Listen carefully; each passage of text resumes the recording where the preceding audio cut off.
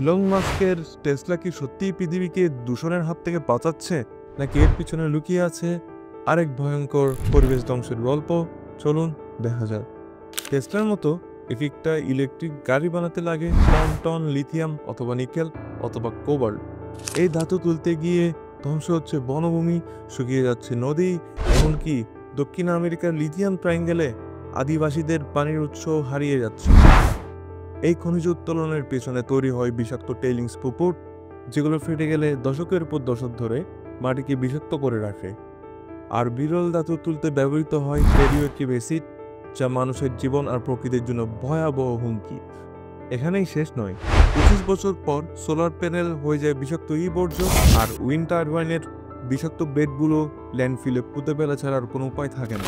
Elon Musk পৃথিবীকে বাঁচানোর স্বপ্ন দেখাচ্ছে ঠিকই, কিন্তু প্রশ্ন হলো, অ্যাট হোয়াট কস্ট?